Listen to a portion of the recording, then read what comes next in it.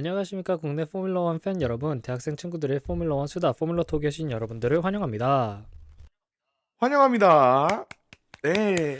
일단은 진짜 이제 12월입니다. 진짜 한 해가 거의 다 끝나가고 있는데 올해가 시작한 지 얼마 안 된 것 같거든요. 근데 또 생각해보면은 또 참 오래된 것 같기도 하고. 저는 두 가지 사건이 연초에 있었던 일이 떠오르는데, 이 준 씨가, 우리 방송 준비해야 되니까 F1 그거, 그, 다큐멘터리 봐라.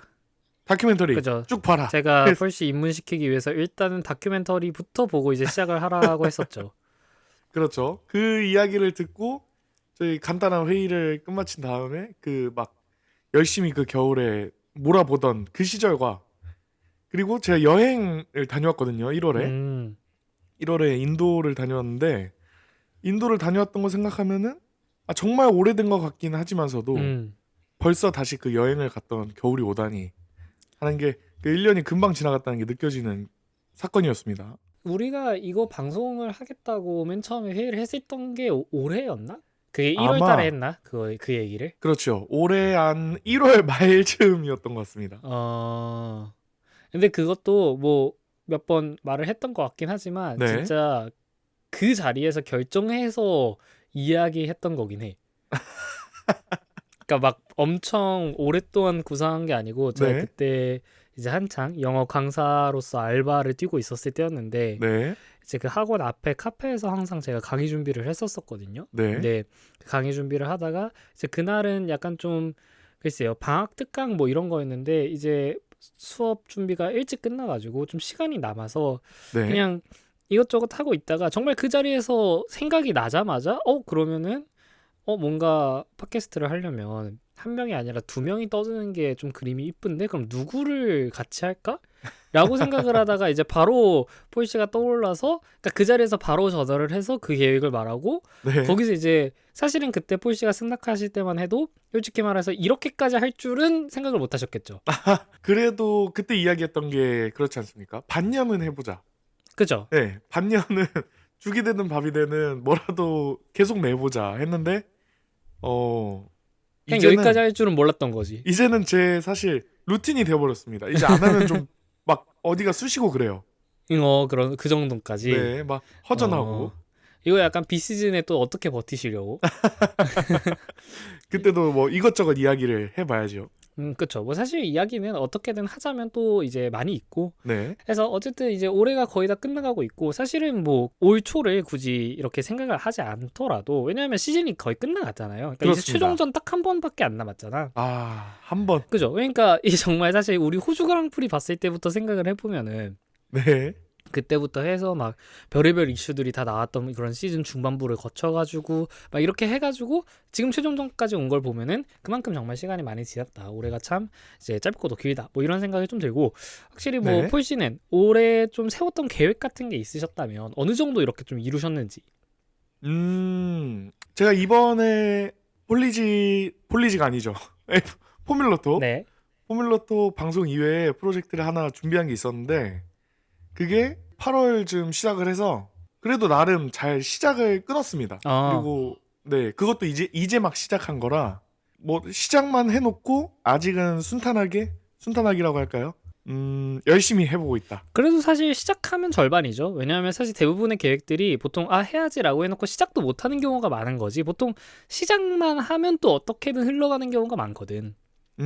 그렇습니다. 사실 준 씨랑 저희가 이거에 대해서 이야기를 해본 적은 없지만 제 생각에는 저희 둘의 약간 강점이라고 할 수 있겠습니다. 그냥 뭔가 해보는 거. 시작하고 그지? 보는 거. 약간 그런 것이 있지. 그리고 약간 네, 좀 결과가 안 나와도 그냥 해.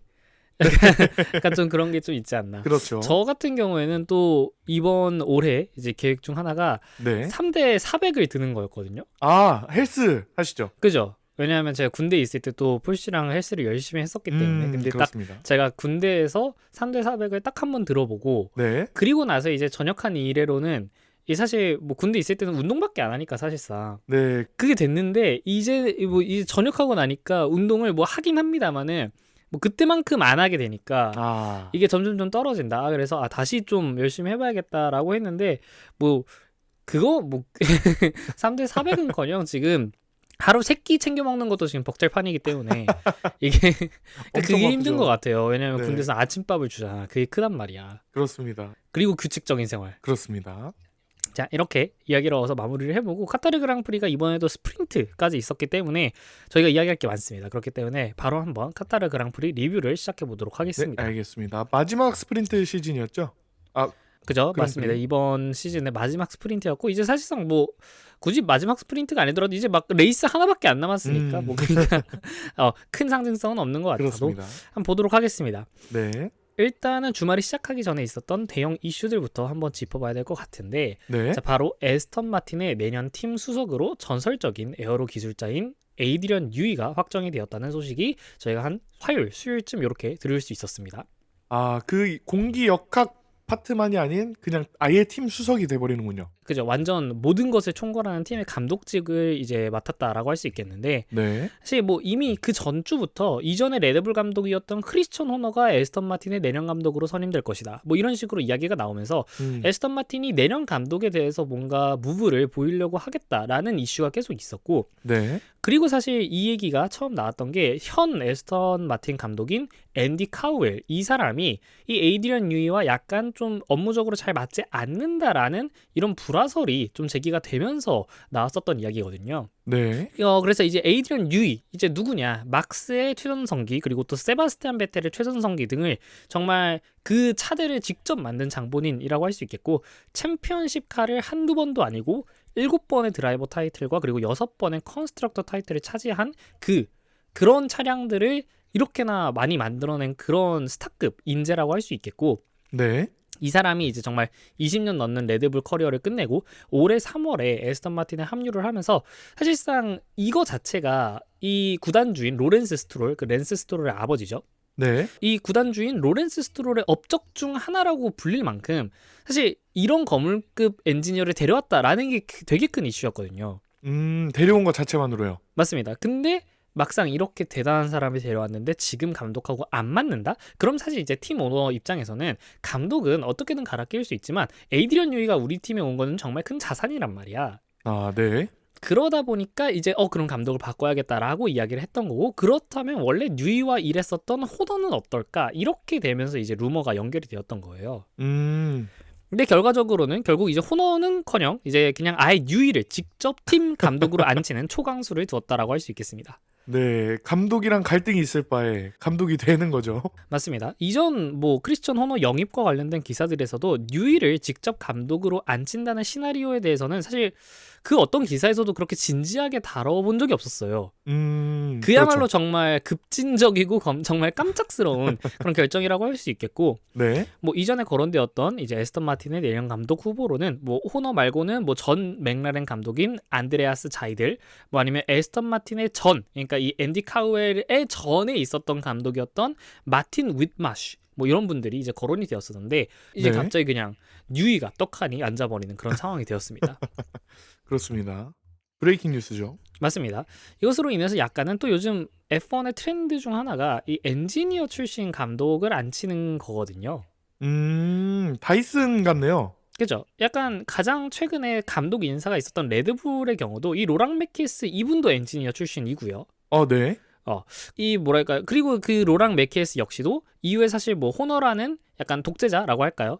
네. 성적을 내고 있었으니까 그렇게 막 부정적인 의미로서 독재자는 아니지만 네. 어쨌든 그 한 사람이 20년 동안 잡고 있었던 팀에다가 게다가 이 세계 최고의 스타임 베르스타펜까지 어떻게 과연 이 신임 감독이 심지어 그것도 막 이런 정치나 이런 거에 해박하지 않은 말 그대로 기술자 출신의 이 감독이 어떻게 휘어잡고 어떻게 컨트롤할 것인가 이런 것에 대해서 의문이 있었지만 사실은 네. 메케스가 지휘봉을 잡은 이후로 후반부에 레드불이 정말 빠르게 안정화가 되고 지금은 이제 또 진지하게 베르스타펜이 또 드라이버 챔피언십을 위해서 경쟁을 하는 그런 상황이 됐잖아요. 그렇죠.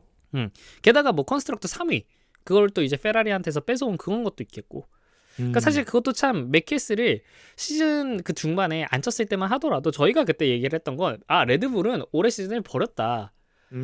정비 시간이다. 그지? 올해의 그 절반을 적응기로 준 다음에 내년부터 달리기 위해서 일부러 시즌 중반에 호너를 내치고 그리고 앉힌 거다라고 했는데 이렇게나 빨리 사실 성과를 낼 줄 몰랐단 말이야. 그렇습니다. 물 좀 먹이려고 했더니만 이미 완전히 적응을 해버리신 모습이죠. 그죠? 사실은 저희 그 시즌 서머 브레이크 때 그 중간 결산 컨텐츠 찍을 때 레드불과 관련된 얘기에서도 네. 레드불 팬들에게 올해 시즌은 별로 그렇게 성적에 대한 큰 기대를 하지 마셔라라고 이야기를 했지만 이렇게 될 줄 누가 알았겠어. 그렇죠. 그죠? 자, 아무튼 뉴이는 이제 당장은 아니고 이제 내년 시즌부터 공식적으로 에스턴 마틴의 팀 감독에 위치해 않게 되고요.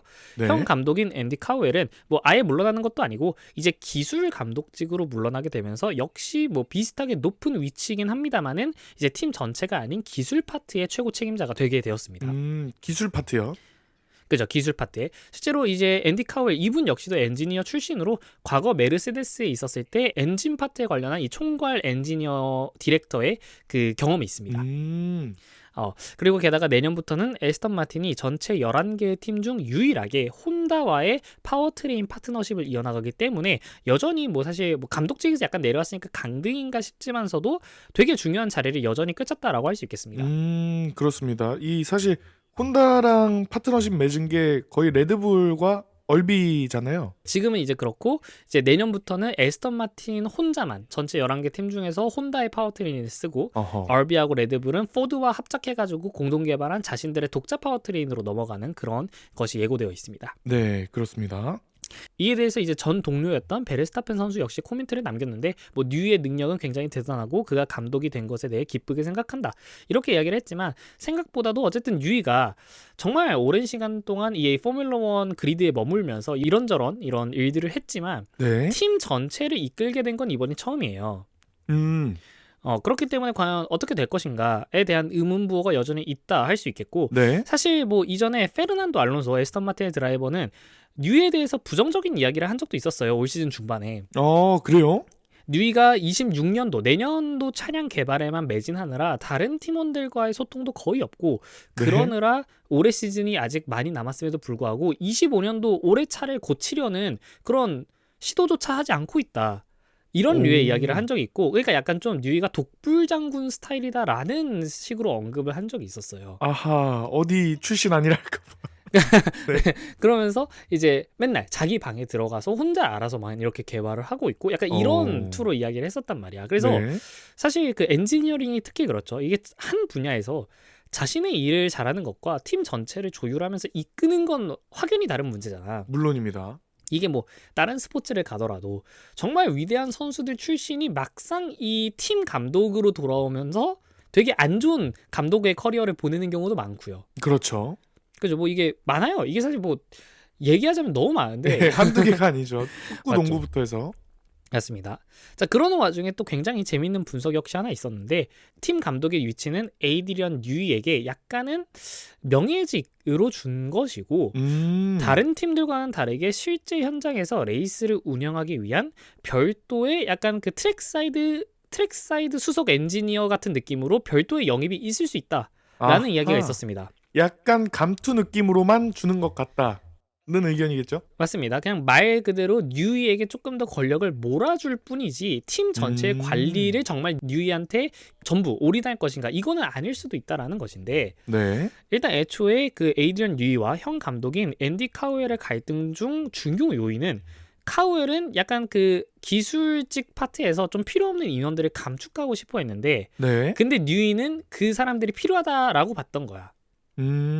그리고 이제 결국 그 대치 상황에서 로렌스 스트롤 이 구단주는 뉴이의 손을 들어준 것이고 사실상 지금의 이 앤디 카우엘을 뉴이의 하급자로 넣어주는 일을 한 거죠. 그렇죠.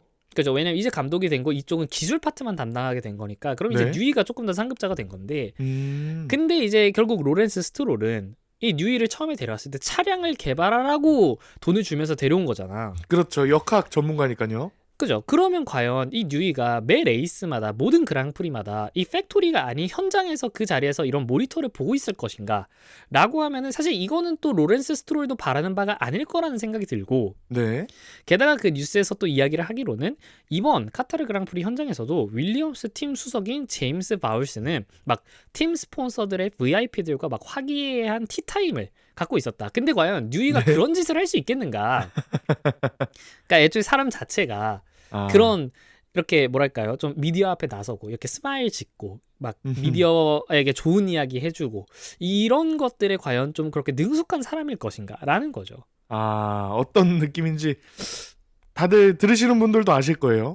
맞습니다. 자, 네. 그러면서 이제 나오는 이야기가 올해 카우엘 이전에 있었던 이제 팀 감독인 마이크 크랙이라는 사람에게 약간 좀 이제 이목이 쏠리는데, 이 마이크 크랙이라는 사람은 앤디 카우엘이 오면서 팀 감독 자리에서 물러난 이후에도 실제로 트랙사이드 최고 책임자 역할로 현장에서 감독을 바로 옆에서 보조하는 역할을 올해 시즌 동안 계속 맡고 있었고, 실제로 올해 모든 레이스에 참여하면서 감독 업무 중 일부를 이미 위임받아서 하고 있다라고 해요. 그래서 뭐 에스턴 마틴이 이런 자신들의 약간 이 수직적인 뭐랄까요, 조직 체계에 대해서 막 친절하게 설명하고 나설 가능성은 낮겠지만은, 네. 뉴이가 감독직을 수행을 하더라도 그런 미디어 활동이나 아니면 외부 활동을 전담하는 그런 부분에서는 다른 인물이 새로 영입이 되고 뭐 새로 임명이 될 수도 있겠다라는 이야기가 나온다는 겁니다. 그렇군요. 음. 자, 그래서 아무튼 내년은 에스턴 마틴에게 굉장히 정말 중요한 해가 될 것 같은데, 규정 변화와 더불어 뭐 뉴이라는 이 거물급 엔지니어에게 맞춘 이런 팀 인사까지 주어졌기 때문에 네. 그렇기 때문에 정말 에스턴 마틴은 내년에 정말 이제 주인권에 넘어가지고 상위권 팀 중 하나가 되어야 된다라는 압박이 내부적으로 크게 있을 것 같다라는 생각이 듭니다. 어쩌면 지금 중하위권 혹은 하위권에서 머물러 있는 팀인데 내년에 또 한번 그 중위권 5, 6등을 겨뤄볼 만한 팀이 될 수도 있을 것 같습니다. 그쵸. 그리고 사실 에스턴 마틴이 원하는 바는 그 이상이겠죠. 그러니까 지금 그 4강 이상. 팀 그 정도로 올라서기를 바라겠고, 음. 뭐 사실 드라이버 라인업을 본다면 과연 글쎄요. 근데 뭐 사실 근데 왜냐하면 또 포뮬러 1이 또 드라이빙보다는 어쩌면 또 차량의 개발이 또 큰 파트를 차지를 하기 때문에, 그렇죠. 만약에 정말 차를 정말 미친 듯이 잘 만든다라고 한다면은 뭐 베르스타펜, 르클레르, 조지 러셀 이런 선수들 없이도 컨스트럭터 챔피언십 충분히 가능할 수도 있습니다. 그렇습니다. 특히나 내년에 대규모 규정 변화가 예고가 되어 있기 때문에 뭐 사실 정말 내년 시즌에 아무도 모릅니다. 갑자기 올해 시즌에 잘했던 많은 팀들이 막 정말 꼬꾸라져서 하위권에 맴돌고 있을 수도 있고, 그렇죠. 내년에 처음 들어오는 뭐 캐딜락이 갑자기 그럴 가능성은 낮겠지만, 예를 들어 뭐 아우디라던가 올해 정말 많은 약진을 이뤄낸 윌리엄스 이런 팀들이 정말 상위권에서 컨스트럭터 경쟁을 할지는 정말 모르는 일입니다. 리셋하고 다 같이 시작하는 느낌입니다. 맞습니다. 자, 그리고 또 다른 이슈로는 이제 이건 주말이 진행되던 도중에 이제 나왔던 기사인데, 베르스타펜이 자신의 포뮬러 1 은퇴에 대해서 약간은 언급을 했습니다. 이야기를 하기를, 인터뷰에서 그는 만일 내년 새 규정이 재미가 없다면, 근데 말 그대로 진짜 재미가 없다면이에요. 재미가 없다면이죠. Not fun이라고 얘기를 했어요. 네. 재미가 없다면 나는 그리드에서 떠날 것이다 라고 이야기를 했고, 근데 이 베르스타펜 선수가 자신이 F1에 떠날 수 있다라는 얘기를 한두 번 한 게 아니에요. 네. 맨날 무슨 일이 있을 때마다 나 그냥 나갈 수 있다. 어. 그거를 뭐 물론 땡깡으로 얘기한 게 아니라, 정말 제 생각에 베르스타펜 선수는 생각보다 포뮬러 1에 대한 애정이 그렇게 크진 않을 수도 있다. 그런 생각인 것 같아요. 제 네. 생각엔. 짧고 엄청 굵습니다. 그죠. 베르스타펜은 공식적으로는 28 시즌까지는 레드불과의 계약이 되어 있지만, 뭐 각종 탈출 조항이 마련된 것으로 알려진 그의 계약 때문에 네. 사실 어느 시점에 어떤 이유로 떠날지도 모르는 거고, 실제로 이제 베르스타펜 선수가 난 당장 내일이라도 은퇴를 할 수 있다라고 얘기를 했고, 네. 그러면서 그럼 기자들이 뭘 할 건가요? 라고 하니까, 뭐 자신은 F1 말고도 다른 곳에 정말 여러 관심사들을 갖고 있다. 뭐 가족들과 더 많은 시간을 보내고 싶고, 내구 레이스도 더 하고 싶고, 뭐 여행도 더 가고 싶고, 약간 이런 이야기를 했어요. 네. 그러면서 정말 뭐 갑자기 모르죠. 르망 24시에서 거기서도 만약에 우승을 한다고 한다면, 네. 이거는 이제 정말 모터스포츠 역사상 정말 굉장히 독특한 커리어가 되지 않을까라는 생각이 들고, 네. 그러면서 또 한편으로는 얘기를 하기를, 어떤 사람들은 내가 다른 카테고리에 갔다가 또 거기서 실증이 나면 다시 포뮬러 1으로 돌아올 수도 있겠다. 그러니까 약간 한번 갔다가 돌아온다. 이런 것도 이야기를 하던데, 그건 아니다. 나는 멈춘다고 하면 난 정말 멈춘다라고 이야기를 했어요. 그러니까 내가 만약에 다른 카테고리를 떠났어, 난 그러면 다시는 포뮬러 1에 돌아오지 않을 거야라고 못을 박은 셈인데, 네. 글쎄요. 그러니까 일단 떠나는 것도 현실화되지 않았기 때문에 뭐 이것에 대해서 이야기를 해볼 순 없겠지만, 네. 뭐 모르죠. 왜냐하면 옛날에 뭐 농구에서도 마이클 조던 선수가 옛날에 야구하려고 메이저리그 도전했다가 1년 만에 그냥 그만두고 다시 농구로 돌아온 적도 있었잖아요. 아, 네네. 그렇기 때문에 또 모른다. 근데 어쨌든 베르스타펜 선수가 정말 이게 한두 번 얘기한 게 아니라 가지고, 네. 글쎄요. 내년 시즌에 정말 만약에 레드불이 막 하위권을 엄청 맴돈다라고 한다면은 정말로 사실 1, 2년 후에 베르스타펜 선수가 어쩌면 그리드에 없을 수도 있겠다라는 생각이 듭니다. 다른 선수들이면 사실 모르겠습니다. 근데 베르스타펜이기 때문에 다른 선수들은 F1 그리드를 떠나겠다는 말조차 안 해요. 알론소 선수는 내 나이가 어때서 맨날 이렇게 나오잖아요. 더 뛰고 그러면서 싶어하고. 그죠? 내 나이가 어때서 이러면서 뭐 내 실력이 이제 모자란다는 생각이 들면 떠날 것이다. 근데 난 지금 생각했을 때 여전히 경쟁력 있는 드라이버라고 생각한다. 뭐 이런 식으로 맨날 이야기를 하고. 네, 근데 이제 그렇습니다. 베르스타펜 선수는 정말 유일하게 자기 입으로 나 떠날 수도 있어. 그러니까 애초에 이런 드라이버 얘밖에 없어. 네, 사실 다들 남고 싶으면 남고 싶어 했지. 그렇죠. 이게 나 언제든 떠날 수 있어. 사실 또 베르스타펜 선수 정도 되니까 할 수 있는 이야기이긴 하죠. 그렇습니다. 자, 그렇게 해가지고 일단 이번 주말 한번 들어가 보도록 하겠습니다. 네, 일단은 이 카타르 루사일 서킷에서 펼쳐진 이번 주말이 뭐 전반적으로는 무난한 레이스가 펼쳐졌고 네. 프랙티스 1 때 약간의 이슈라고 한다면 츠노다 선수가 베르스타펜 선수의 랩 타임을 앞질러서 전체 탑 3의 랩 타임을 작성을 했어요. 네. 사실상 이게 이번 시즌 처음이었습니다.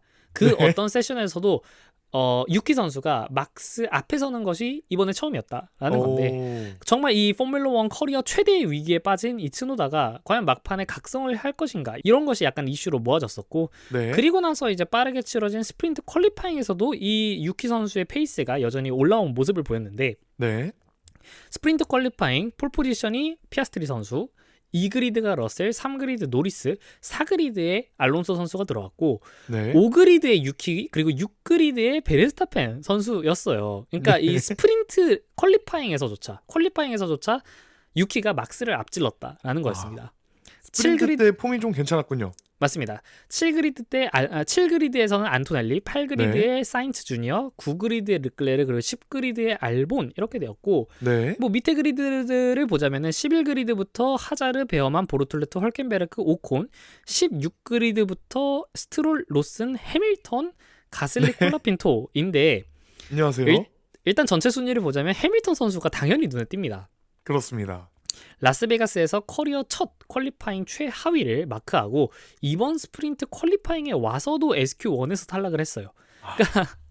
근데 사실 애초에 페라리에게 약간은 불리할 것으로 예상되는 서킷이긴 했어. 네. 왜냐하면 페라리가 이번 시즌 내내 약간 이 차량의 지상고와 관련된 문제로 이 차량의 다운포스 확보에 굉장히 어려움을 겪고 있었고 네. 그러다 보니까 이렇게 코너들이 많고 그것도 이 중고속 코너들이 많은 서킷에서는 가장 불리할 수밖에 없다라고 모두가 알고 있긴 했지만 그렇다고 Q1에서 탈락을 할 줄은 그것도 해밀턴이. 그죠? 그래서 이 루이스 해밀턴 선수보다 느렸던 선수가 딱 2명 있는데 그게 바로 이미 이번 시즌 최하위가 확정된 알핀의 피에르 가슬리와 그리고 이번 시즌 유일한 노포인트인 콜라핀토예요. 이제 기회가 한 번 남았네요. 콜라핀토 선수도. 맞습니다. 콜라핀토는 뭐 한 번 남긴 했지만 뭐 사실 뭐 아무도 기대하고 있지 않은데 자, 어쨌든 그렇게 해밀턴 선수가 18그리드에서 출발을 하고 말았습니다. 네, 그렇습니다. SQ2에서는 키미 안토넬리가 10위로 통과를 하면서 11위인 하자르 선수와 단 0.05초 격차로 아슬아슬하게 SQ3까지 진출하는 그런 모습을 보였고 뭐 실제로 안토넬리 네. 선수는 그렇게 진출을 해서 7그리드에 마크를 하면서 뭐 아주 최근의 페이스를 생각하면은 아주 막 만족스러울 정도는 아니지만 뭐 어느 정도 시즌 평균 정도는 해줬다라고 할 수 있겠어요. 네, 나쁘지도 않아요. 자, 실제 그리드에서는 오랜만에 피아스트리 선수가 폴 포지션을 따냈습니다. 사실 그 누구도 기대하지 않았죠. 왜냐하면 워낙에 피아스트리 선수가 최근 몇 경기 동안 부침을 계속 겪고 있었고 그렇습니다. 그럼 결과적으로는 노리스 vs 베르스타펜의 구도로 계속 우리가 봤던 것인데 네. 갑자기 피아스트리가 이곳에서 부활을 하는 그런 모습을 보였다. 그 말이 맞네요. 딱 부활을 했네요. 맞습니다. 팀메이트인 랜도 노리스 선수보다 심지어 0.23초나 빨랐고요. 오히려 네. 메르세데스의 러셀 선수와 굉장히 접전이었습니다. 2그리드 네. 러셀과 0.03초 격차로 폴 포지션을 작성을 했습니다. 그렇습니다. 자, 마지막으로 피아스트리 선수가 노리스 선수보다 앞그리드에서 출발했던 레이스가 18라운드 싱가포르였어요. 엄청 오래됐네요. 그거 이후로는 계속 노리스가 이기고 있었고 심지어 싱가포르에서도 첫 랩에 그 팀메이트인 노리스 선수와 피아스트리 선수가 서로 접촉이 있으면서 네. 노리스 선수를 약간 앞으로 어거지로 보내줬어. 그러면서 약간 실제 결과도 노리스 선수가 앞에서 포디움을 작성하는 동안 피아스트리 선수는 그 뒤로 밀려나면서 굉장히 아쉬운 결과를 맞이를 했었고 네.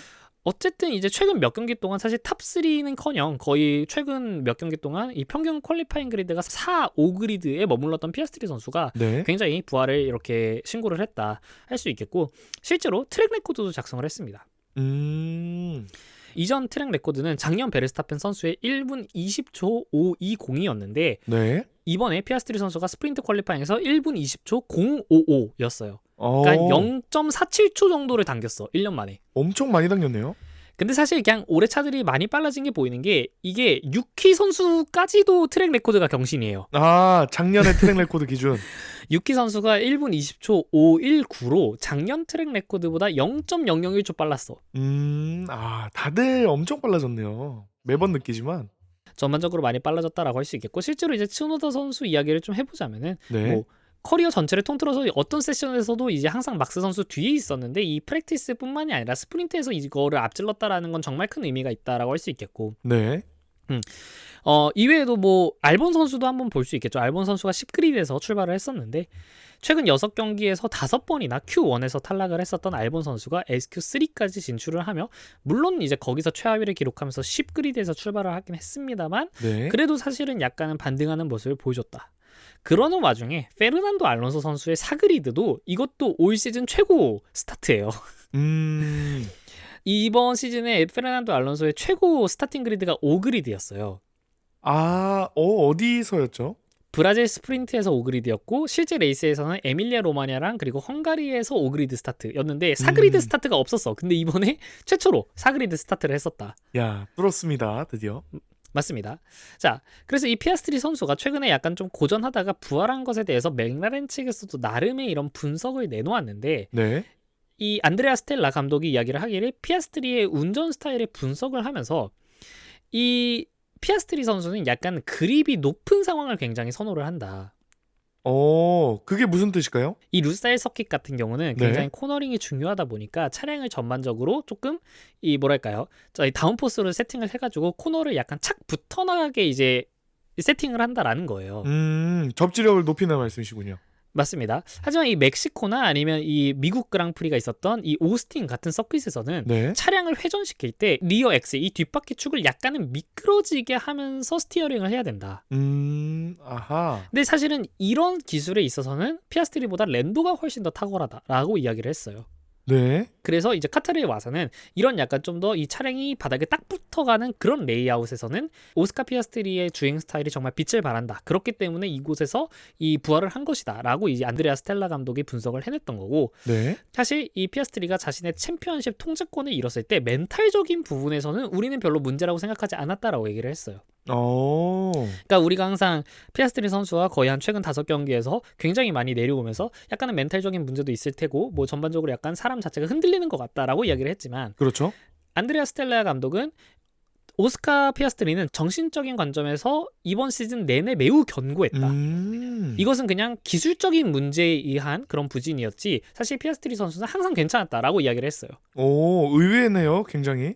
맞습니다. 자, 그래가지고 확실히 피아스트리 선수에게 조금 더 맞는 레이아웃으로 돌아오지 않았나라고 생각을 하고, 뭐 네. 실제로 사실 뭐 결과론적인 이야기죠. 왜냐면 이 인터뷰를 예를 들어 카타르 그랑프리 전에 얘기를 했었으면 그럴 수 있어. 그러니까 안드레아 스텔라 감독이 예를 들어서 우리가 카타르로 가는데 카타르는 이런 주행 스타일이기 때문에 우리는 카타르에서 피아스트리 선수의 반등을 기대한다라고 했었으면 진짜 그렇구나 싶을 텐데, 이 스프린트 폴 포지션을 따내고 난 다음에 인터뷰에서 이런 얘기를 해버리면 글쎄요. 그걸 따고 난 후에 얘기했군요. 그죠? 너무 결과론적인 이야기가 아닌가 싶은 거지. 네, 약간 귀엽습니다. 자, 그리고 나서 이 정말 재미가 없었던 스프린트 레이스로 한번 가보도록 하겠습니다. 네. 정말 아주 무난한 경기가 펼쳐졌고, 이제 결과를 보자면 오스카 피아스트리 선수가 폴투윈, 네. 2위가 러셀, 3위가 노리스, 4위가 베르스타펜, 5위에 유키, 6위에 안토넬리, 7위에 알론소, 그리고 8위에 사인츠 이렇게 들어왔고, 네. 뭐 전반적인 이슈라고 한다면 이 알론소 선수가 굉장히 4그리드에서 출발했지만 7위까지 떨어지면서 순위를 많이 잃어버리고, 또 레이스 초반에 이 츠노다 선수가 약간 앞에 선수들을 밀어내면서 막스 선수의 길을 터줬어요. 정말 멋진 팀플레이를 보여줬거든. 네. 근데 이거 외에는 거의 그냥 뭐 없었어요. 그러니까 뭐 사고가 난 것도 아니었고 1, 2, 3위는 일단 고정이네요. 그냥 뭐가 없었어. 이게 얼마나 볼 일이 없었냐. 이 레이스가 끝난 뒤에 네. 이 포뮬러1 유튜브에 하이라이트 영상이 올라왔어요. 네. 이건 뭐 항상 올라옵니다. 항상 올라오는데 항상 올라가죠. 이 영상에 달린 베스트 댓글들을 읽어보자면 이번 레이스는 이메일로 결과만 받아봐도 된다. 라는 이야기가 있었고, 그러니까 this race could have been emailed. 그냥 이거는 볼 필요도 없어. 그냥 이메일로도 가능했다. 이 레이스는. 자, 이런 식으로 얘기를 네. 했고, 아무 일도 일어나지 않은 레이스에서 6분짜리 하이라이트 영상을 뽑아낸 것에 대해서 편집팀에게 보너스를 줘야 된다. 아 6분이나 뽑다니 대단하다. 그죠? 볼 게 아무것도 없었는데 어떻게 하이라이트가 6분이나 나왔지? 담당자 칭찬한다 뭐 이런 이야기. 네. 그리고 또 포뮬러 1이 처음에 스프린트 레이스를 도입을 하면서 더 흥미진진하고 더 빠른 전개의 레이스를 보여주겠다라고 했는데 네. 정말 평균적인 스프린트 레이스는 이런 식으로 진행이 된다. 뭐 이런 댓글들도 굉장히 호응을 많이 얻었고요. 네. 그래서 사실 만약에 스프린트를 아직까지 풀 영상으로 안 본 분이 계시다면 저 개인적으로도 굳이 풀 영상을 보는 거 추천드리지 않습니다.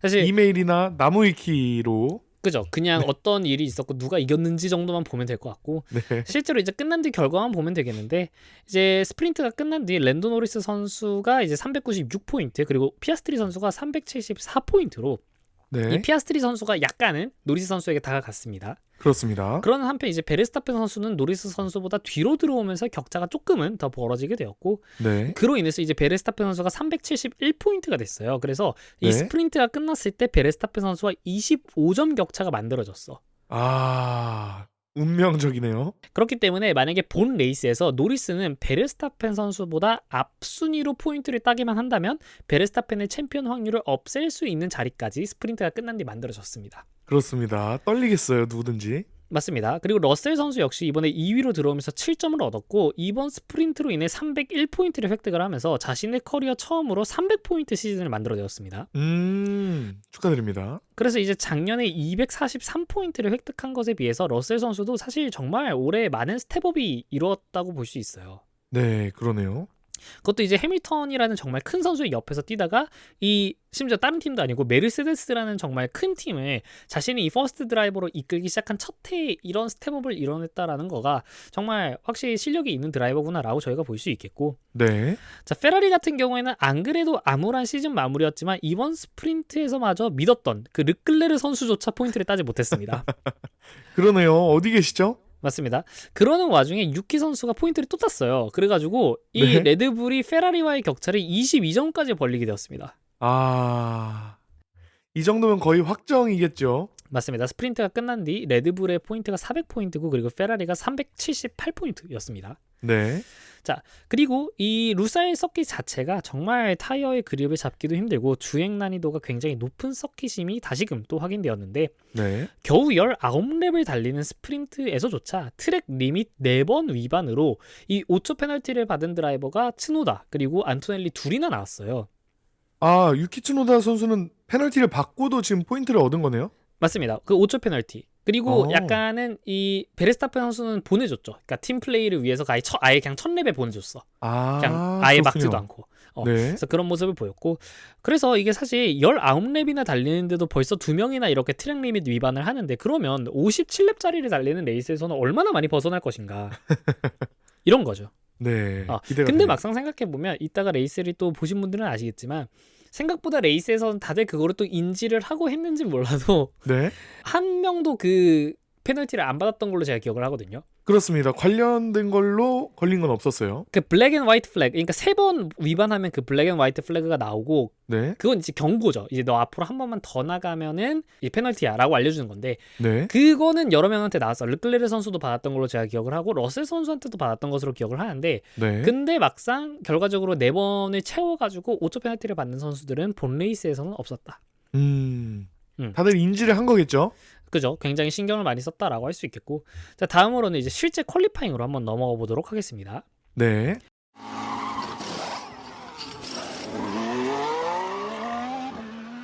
자 실제 퀄리파잉에서 풀 포지션 역시나 다시 한번 피아스트리 선수가 가져갔고 네. 2그리드의 노리스, 3그리드의 베르스타펜, 4그리드 러셀, 5그리드 안토엘리, 6그리드의 하자르, 네. 7그리드의 사인츠, 8그리드 알론소, 9그리드의 알핀의 피에르 가슬리 선수가 올라왔고 네. 10그리드의 겨우겨우 이 페라리의 르클레르 선수가 안착을 했습니다. 이 지금 6, 7, 8, 9 무슨 일이죠 이게? 그러니까 이게 페라리가 르클레르 선수 위에 알론소, 사인츠, 하자르, 가슬리가 있어. 가슬리까지. 이게 굉장히 좀 그런 거죠. 게다가 이 르클레르 선수의 랩 타임을 보면 폴 포지션의 오스카 피아스트리 선수보다 1.1초나 느려요. 1.2초에 가깝네요, 거의. 엄청 느려요? 정말 이 정도로 힘들 건가? 정말 힘들다라고 할 수 있겠고. 힘든 주말입니다. 네, 11그리드부터 헐켄베르크, 로슨, 베어만, 보르툴레투, 알본, 16그리드부터 유키, 오콘, 해밀턴, 스트롤, 네. 콜라핀토입니다. 일단 다시 한번 해밀턴 선수가 눈에 띄는데 네.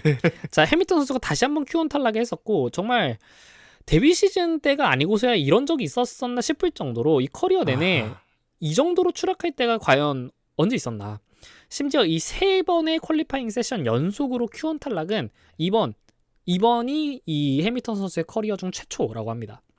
거의 그럴 법하죠. 왜 지금 페라리가 18그리드에 서 있는 겁니까? 글쎄요. 그러면서도 이제 사실 그 스프린트가 끝나고 난 다음에 차량은 네. 나쁘지 않았다라는 얘기를 또 했거든. 그래서 사실 그러니까 해밀턴 선수가 약간 대놓고 페라리에 대해서 나쁜 이야기를 하는 인터뷰를 거의 본 적이 없어요. 근데 아, 결과가 너무 나쁘거든. 그래서 이제 그러면서 이제 팬들이 약간 의심하는 거는 페라리와의 계약 조항 중 하나가 이 인터뷰에서 페라리를 공개적으로 욕하지 말 것 이런 것이 있는 게 아니냐. 막 18위하고 컨스트럭터 4위하고 이러고 있는데 해밀턴 선수는 아니 나 차량의 느낌이 좋았다. 뭐 이런 얘기를 하고 있으니까 그러니까 너무 안 내가 맞는 못한 거지. 거다. 그지? 충분히 의심할 법하네요. 맞습니다. 자, 그리고 또 스프린트에서 베르스타펜 선수보다 앞에 섰었던 유키 선수가 가슬리 선수에게 0.08초 차이로 겨우겨우 이 Q2로 진출을 하지 못하면서 16그리드에 머물게 되었습니다. 아, 아슬리가 아슬리가 무슨 아슬아슬? 말이죠? 가슬리가 아슬아슬. 가슬리가 아슬아슬하게 막았네요. 가슬리가 아슬아슬하게 막은 것 치고는 또 그 가슬리가 올라가서 결국 Q3까지 진출을 했으니까요. 네, 그래놓고 가슬리가 그렇습니다. 르클레르보다 앞인 거잖아. 그러니까 사실 이것도 참 가슬리가 그래서 생각보다 가슬리가 지금 보면은 그 굉장히 좀 재평가되고 있는 부분이 많아요. 어, 요즘 또 SNS에 많이 뜨더라고요. 네, 그것도 있고 실제로 이번 시즌 Q3 진출 빈도를 보면은 네. 이 4강 팀의 드라이버들을 제외하고는 나머지 드라이버들 중에서 거의 가슬리가 가장 탑입니다. 막 엄청 앞까진 못 가도 8, 9, 10등은 여러 번 했던 것 같아요. 그러니까 한번 거기는 계속 또 간단 말이야. 그러니까 이 음. 팀 자체가 너무 최하위의 느낌이 있어서 그렇지 이 가슬리 아. 선수만큼은 어쨌든 이런 상황에서도 굉장히 좀 자신의 몫을 해주고 있다라고 할 수 있겠습니다. 그렇습니다. 자, 그리고 당연히 이제 폴포지션 피아스트리 선수를 이야기해야겠는데 네. 해외에서는 이제 막 잭 브라운 감독이 이제 누가 차 바꿔놨냐고 이렇게 따지는 짤들이 돌기도 했어요. 그러니까 노리스 선수랑 피아스트리 선수의 차가 바뀌었다라는 거지. 노리스를 올려야 되는데. 그치? 약간 그런 일이 있었고 피아스트리 네. 선수의 이제 정말 가장 마지막 레이스의 폴 포지션은 마지막 우승이기도 했었던 15라운드 네덜란드였습니다. 네. 그러니까 시즌 후반부 시작할 때 처음 폴 포지션 한 다음에 그 다음에 지금 두 번째를 한 거야. 거의 레이스를 8번을 하면서 겨우 다시 한번 폴 포지션을 했다라고 할 수 있겠고 네. 노리스 선수로서는 약간은 좀 아쉬울 것 같아요. 왜냐하면 이 잠정 폴 포지션을 Q3 내내 지키고 있었다가 마지막에 뺏겼어. 그리고 나서 아하. 노리스 선수가 플라잉 랩을 한 번 더 돌려고 했는데 그 랩에 초반에 실수를 하면서 마지막 플라잉 랩을 포기를 했어요.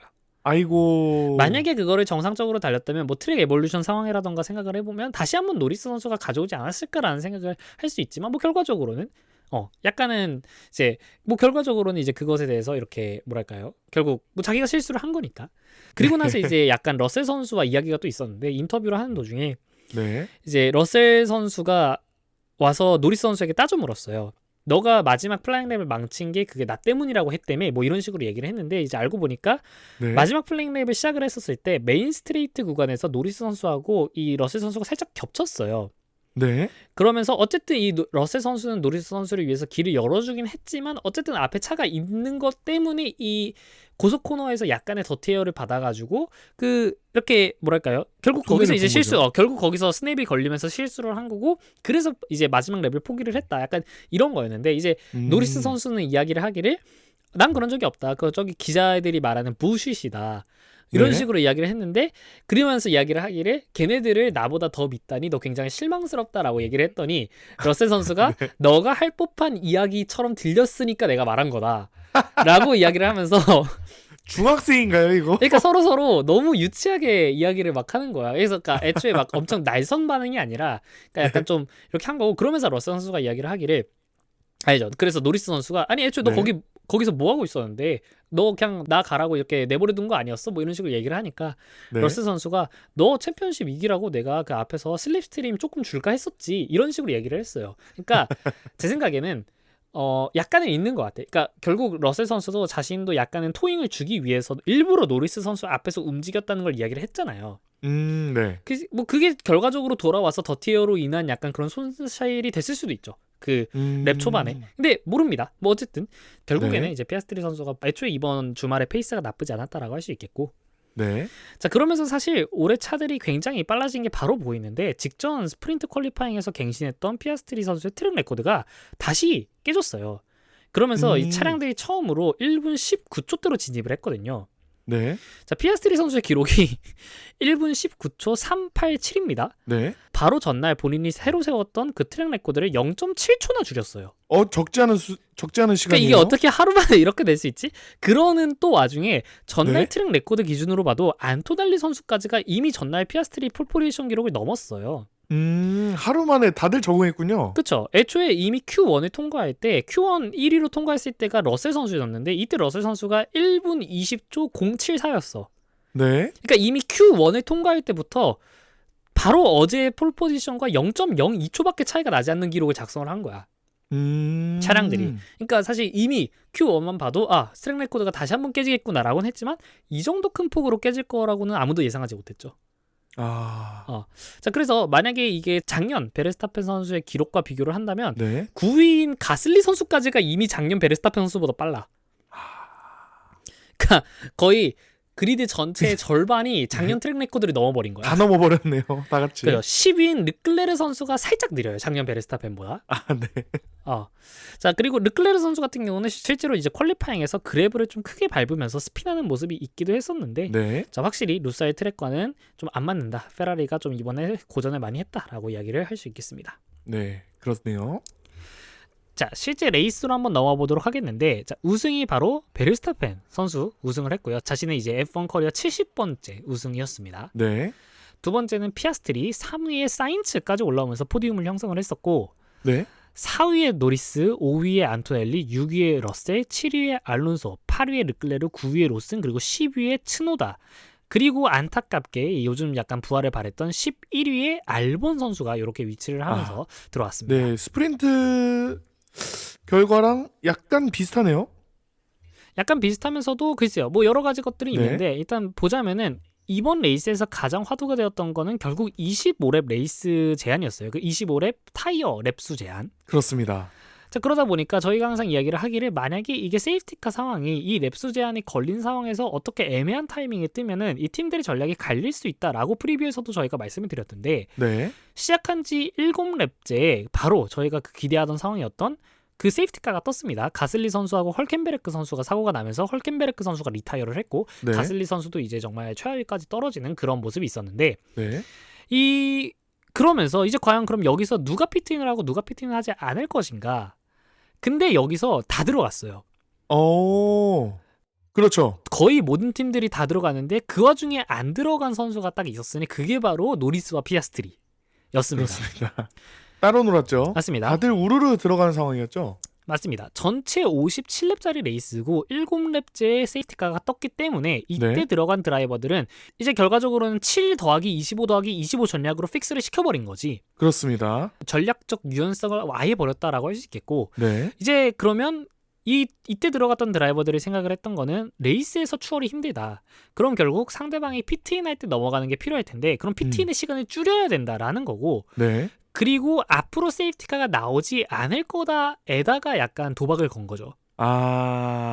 그러니까 앞으로 세이프티카가 나오지 않고 그냥 레이스를 하면은 어쨌든 모든 차량들이 2번씩은 피트 스탑을 하니까 네. 피트 스탑 한 번에 25초씩 걸린다고 가정하면 모든 차량이 50초씩은 피트에서 보내는 건데 네. 만약에 내가 이 세이프티카 상황에서 피트 스탑을 해가지고 예를 들어 이걸 보통 한 15초 정도로 줄인다라고 합니다. 네. 그러면 나는 다른 차들보다 어쨌든 10초의 이득을 보는 거야 라고 이제 계산을 한 거고 근데 물론 만약에 이후에 만약에 이 세이프티카 상황이 또 나온다라고 한다면 이제 그때는 또 달라지는 거긴 하지만 네. 근데 여기에다가 이제 전부 이야기를 한 거고 근데 실제로 그렇게 됐어요. 7 플러스 25 플러스 25 전략이 모두 선택을 했는데 그게 결국에는 최상의 전략이었던 걸로 됐습니다. 그렇죠. 결과적으로요. 맞습니다. 이제 이 맥라렌에게는 이 세이프티카가 만약에 한 번 더 나오지 않는다면 결국 이미 남들은 25초짜리 피트스탑 한 번에 15초로 줄인 거니까 네. 결국에는 이미 10초 손해를 안고 시작한 게 확정이 된 거잖아요. 그렇죠. 2번 더 멈춰야 되니까요. 맞습니다. 그러니까 2번 더 멈춘다기보다는 그러니까 다른 차들도 어쨌든 앞으로 한 번 더 멈출 거지만 피트스탑 한 번이 어쨌든 쟤네들은 빨리 한 거잖아. 세이프티카 상황에서. 그렇죠, 그렇죠. 물론 그 대신 전략적 유연성이 생겼다고는 하지만 뭐 그렇다고 해서 세이프티카가 막 흔하게 나오냐를 생각을 해봤을 때 네. 오히려 사실은 이 팀들이 앞에 있는 확실한 기회를 잡은 거고 반대로 생각해보면 오히려 맥라렌이 도박을 건 거라고도 할 수 있어요. 아, 오히려 정배는 그냥 7렙째 들어가는 거였는데. 그치? 왜냐면 대놓고 보이잖아. 지금 들어가면 이득인 게 보이고 실제로 그걸 잡은 거고 아하. 맥라렌은 그 이후에 이 전략적 유연성을 활용해서 어떻게 이득이 될 수도 있지 않을까에 베팅을 한 거니까 사실은 조금 더 확실한 이득을 챙긴 쪽은 이때 피트인을 한 선수들이라고 봐야겠죠. 아, 그렇게 되네요. 이것도 사실 세이프티카가 막 5랩째, 6번째 랩 이때 나왔으면 또 애매했겠는데 하필 네. 딱 7번째 랩에 나오면서 7 더하기 25 더하기 25가 이게 정말 공교롭게도. 드라마도 이렇게 써야지 재밌다라고 할 정도로 딱 7번째 랩에 나왔고 내년 이 넷플릭스 드라마가 굉장히 기대가 됩니다. 아, 제가 이제 개인적으로 기대하는 넷플릭스 드라마가 지금 일단 브라질 그랑프리랑 그리고 이번 것까지 네. 브라질 그랑프리 피트레인에서 시작한 베르스타페 선수 굉장히 재밌을 것 같거든요. 아, 그렇네요. 기대됩니다. 맞습니다. 자, 그러면서 이제 다른 팀들은 전부 피트스탑을 하면서 뒤에서 전부 약간 이렇게 기차놀이를 하게 된 그런 상황이고 네. 맥라렌의 입장에서는 그럼 이 기차놀이를 하는 나머지 차들이 전부 32렙째 피트스탑을 할 건데 네. 우리는 언제 할 것이냐 이렇게 이야기를 하는 거고 루사일 서킷 특성상 선수 누구 하나가 크게 실수를 하지 않는 이상 네. 만약 이 맥라렌이 자신들의 첫 번째 피트스탑을 하고 난 뒤에 이 DRS 트레인 속에 갇히게 되면은 이 트랙에서 가장 빠른 맥라렌의 차량을 가지고서도 다른 차들의 페이스에 갇혀가지고 못 움직이는 상황이 된단 말이야. 네. 과연 이 맥라렌의 첫 피트스탑, 그러니까 남들을 싹 다 무시하고 자신들이 딱 이렇게 남아 있었을 때 이 맥라렌의 첫 피트스탑 후 나오는 위치가 어떻게 될 것이냐 여기에 굉장히 좀 귀추가 모아졌다라고 할 수 있겠고, 네. 자 결과적으로는 이제 더블 스택의 위험을 막기 위해서 맥라렌 입장에서도 이 피아스트리 선수가 25렙째 피트스탑을 했었고 그리고 그 다음 랩에 노리스 선수가 피트스탑을 했습니다. 네. 근데 이때 이 노리스 선수 피트스탑이 굉장히 빠르게 해주면서 결과적으로 그 뒤에 있었던 그 기차놀이를 피했어요. 겨우겨우 그 앞으로 나왔어. 아, 그렇습니다. 그 중계진도 한 0.3초만 늦었어도 밀렸을 거다 이렇게 이야기를 했죠. 맞습니다. 자 그리고 나서 이제 32렙째 모두 피트스탑을 진행을 했고 선두 피아스트리, 2위 노리스, 네. 그리고 3위의 그 베르스타페 선수가 이렇게 쫓고 있는 상황이었습니다. 네.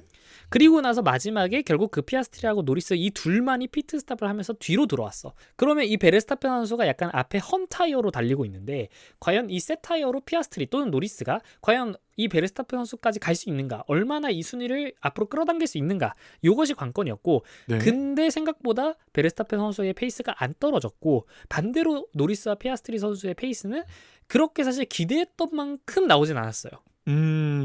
그렇죠. 17렙을 남기고 그 피아스트리 선수가 베르스타페 선수 뒤로 들어왔을 때 17초 격차였는데 네. 레이스가 끝날 때 이거를 거의 뭐 한 10초 격차? 그러니까 몇 초 그 좁히지도 못했어.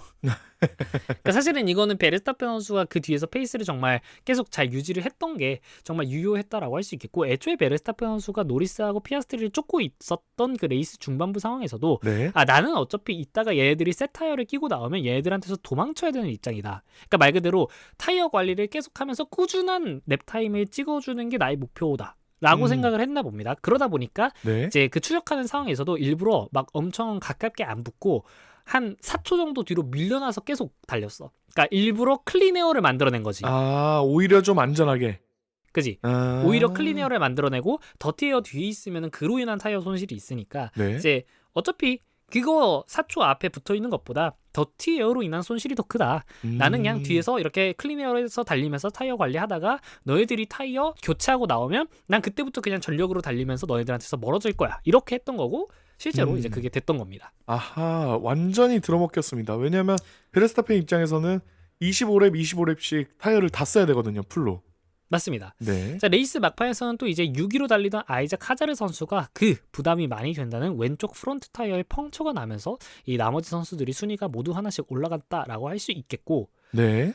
일단 레이스를 전반적으로 돌아보자면 맥라렌은 일단 첫 랩에 노리스 선수가 바로 베르스타펜 선수를 보내줬었어요. 네, 그래서 그랬죠. 일단 첫 번째로는 그것이 첫 번째 패착이었고요. 네. 그리고 나서 이제 헐켄베르크의 스테이티카 상황을 활용하지 않고서 그냥 전략적 유연성을 택해놓고 그 유연성으로 인한 이익을 아무것도 보지 못한 게 패착이라고 할 수 있겠죠. 그렇습니다. 자, 그리고 이제 사인츠 선수의 포디움도 한번 이야기를 해야겠는데 엄청나게 이변이 있었던 것도 아니었지만 어쨌든 윌리엄스의 전력으로 포디움은 정말 잘한 겁니다. 그것도 처음이 아니잖아요, 또. 맞습니다. 바쿠에 이어서 올 시즌 두 번째 포디움인데 야. 실제로 레이스가 끝난 뒤 뭐 무슨 말을 한 건지는 모르겠지만 사인츠 선수가 욕설까지 할 정도로 네. 이미 7그리드 스타트만 하더라도 윌리엄스로서는 잘했다라는 평가가 나왔어. 그렇죠. 근데 이제 레이스 막판에 포디움, 게다가 이제 레이스 막판에 자신이 3위, 그리고 안토넬리가 4위, 그리고 그 마지막 피트 스탑을 한 노리스가 5위에 들어왔어요. 와. 근데 이제 그때 마치 레이스 전체를 약간 위에서 관망하고 있듯이 네. 노리스가 안토넬리를 넘어오는데 전력을 쓰면 나까지 못 올 것 같다.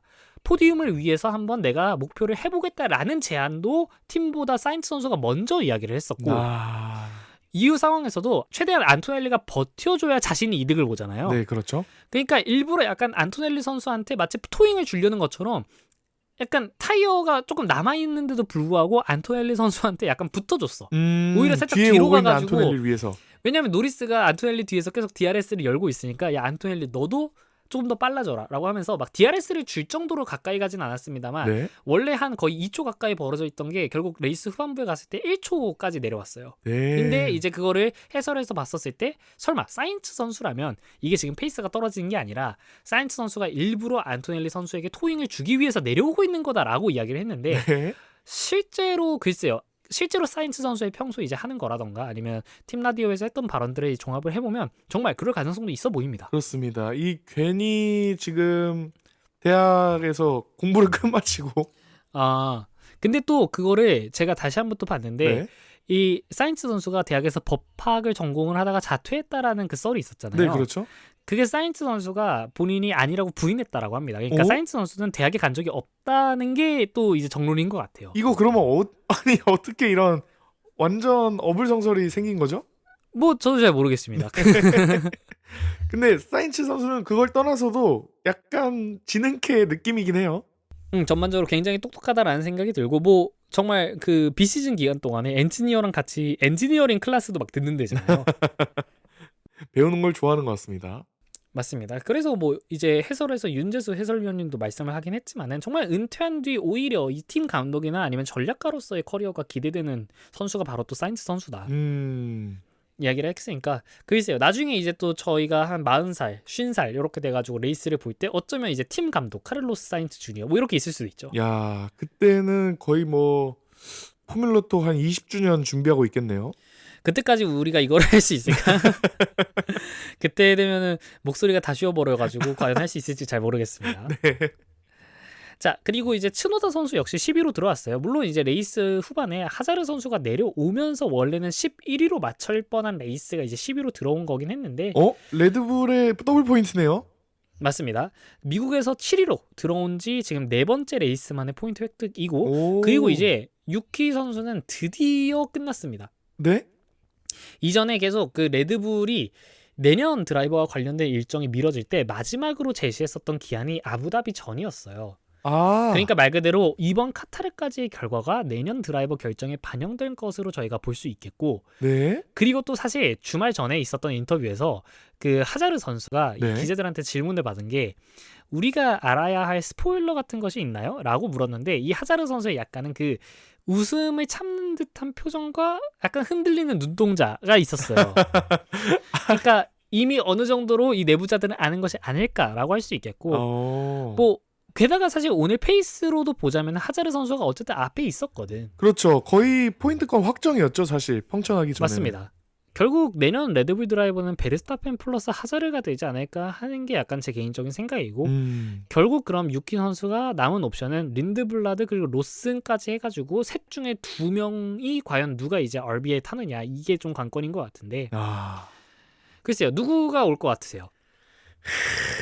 린드블라드, 로슨, 유키 셋 중 한 명을 버려야 돼. 누굴 버릴 거야? 제가 뭔가 통수권이 있으면 유키를 저도 개인적으로는 굉장히 호감이 가는 캐릭터이지 않습니까? 그죠? 그래서 좀 마음이 쓰이기도 하고 그래서 유키를 음. 고려하겠지만 이 통수권이 있으면 이 모냥이 다시 알비로 유키를 들인다? 그죠? 사실 알비라는 팀이 존재하는 이유 자체가 이 신인들을 육성하고 테스트 기회를 부여한다는 측면에서 어린 드라이버를 우선적으로 기용하는 게 맞지 않나 싶은 게 좀 있고요. 그렇습니다. 그러면 어쨌든 린드블라드는 무조건 온다라고 보면 결국 로슨하고 츠노다 둘 중 한 명인데 사실 둘 다 레드불로 승격되었던 전적이 있잖아요. 네, 그렇죠. 근데 다만 이제 로스는 시즌 초반에 안 그래도 레드불 차량이 좋지 않을 때 있었고 유키 같은 경우에는 서머 브레이크 이후에 이 전체적인 레드불의 퍼포먼스가 올라올 때도 같이 있었단 말이야. 아. 근데 결과를 보면은 이 사실 레드불 음. 입장에서는 유키는 베스트가 이 정도구나 인 반면에 로스는 네. 아직 우리가 로스의 베스트를 못 봤을 수도 있다라는 생각을 좀 할 수 있을 것 같고 표현이 정확해요. 그래서 시즌 초반에 애초에 로슨이 강등됐을 때 그런 분석들도 있었어요. 오히려 로슨 입장에서는 빠르게 강등된 것이 세컨 찬스를 얻을 만한 명분이 될 수 있다. 오. 만약에 오호. 로슨이 다시 알비로 내려가서 그곳에서 안정된 모습을 보인다면 그래 네. 생각해보면 우리가 레드불에서 로슨한테 기회를 너무 안 주긴 했어 이러면서 언젠간 다시 한번 또 노려볼 수 있다라는 게 됐는데 실제로 로슨 선수가 알비로 내려간 다음에 굉장히 또 안정화가 됐죠. 그렇죠. 하자르랑 잘 띄워줬어요. 맞습니다. 그렇기 때문에 글쎄요. 제 생각도 약간 아무래도 유키 선수가 살아남기에는 힘들지 않을까 한데 제 생각에는 아마 이거를 들으시는 분들은 이미 결과를 아실 것 같습니다. 왜냐하면은 저희가 지금 이 녹음을 월요일 저녁에 하고 있는데 네. 아까 전에 기사가 났습니다. 로랑 메케스가 이번 주 화요일에 내년 레드불 라인업을 결정짓겠다라고 발표를 했었어요. 그렇기 때문에 저희가 아마 이 방송을 내일 화요일 오후에서 이제 저녁쯤에 런칭을 하게 된다면은 네. 아마 이미 레드불 드라이버들의 그 윤곽을 이미 아신 채로 이걸 듣지 않으실까 생각을 하는데 글쎄요. 그렇겠습니다. 한번 그때 보시죠. 이제 과연 저희의 예측이 맞았을지 또 모릅니다. 갑자기 또 로슨 선수가 갑자기 나갈 수도 있고 다시 유키한테 재기회가 주어질 수도 있죠. 그쵸. 그때 이제 이걸 들으시면서 다른 분들이 한번 저희의 예측이 맞는지 확인해 주시면 감사하겠습니다. 네, 그렇습니다.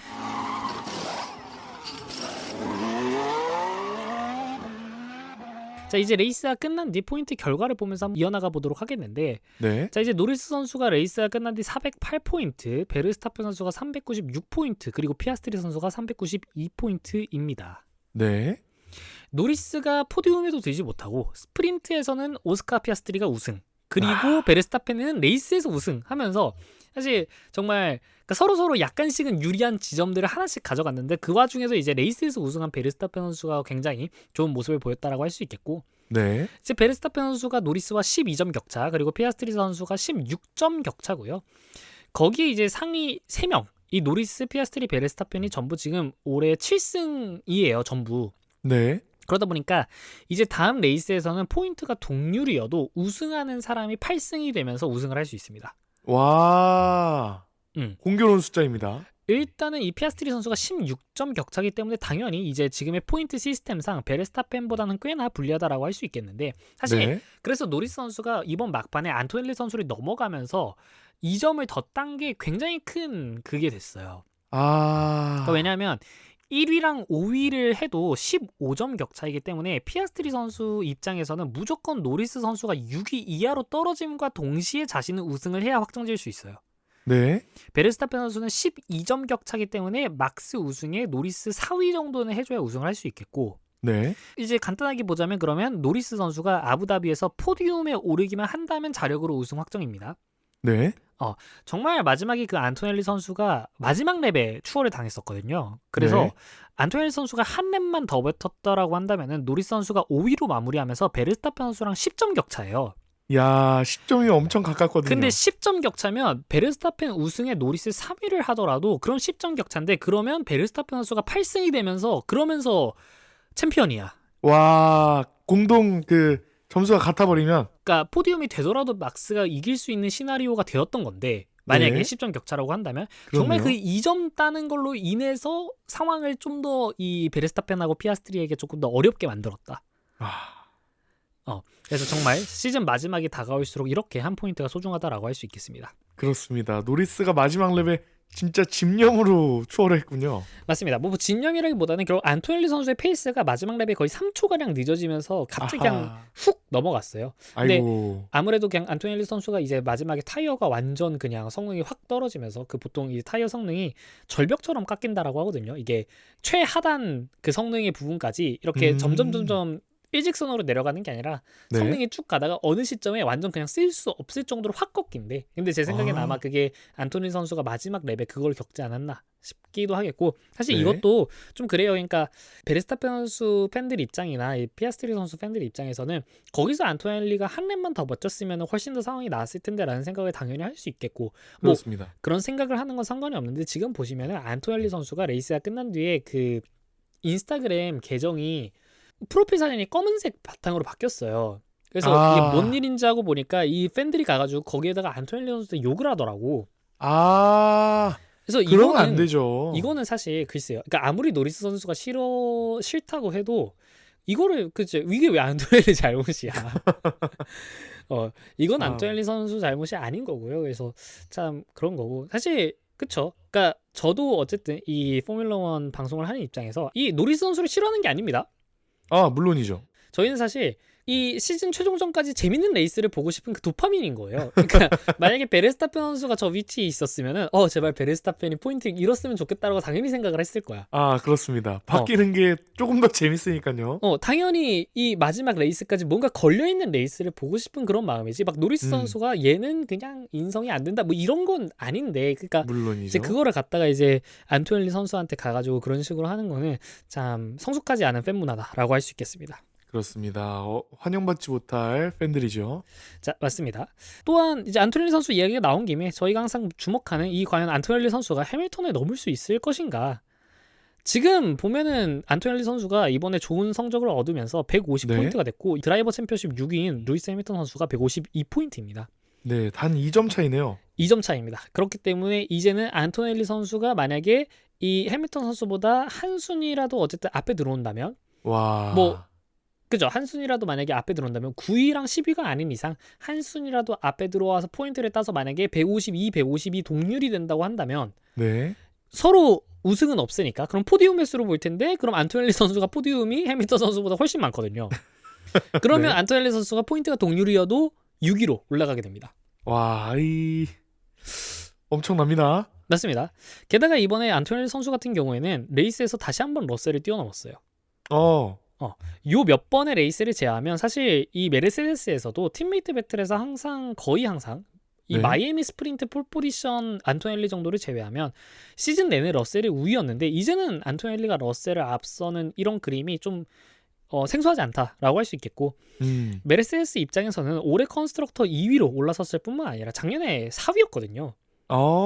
네. 근데 올해 컨스트럭터 2위로 올라섰을 뿐만이 아니라 팀의 확실한 퍼스트 드라이버로 자리 잡은 러셀도 있겠고, 게다가 네. 그리드 내 최연소 안토넬리 선수조차 자신의 그 선임자였던 해밀턴 선수까지 이제 넘어버리면서, 네.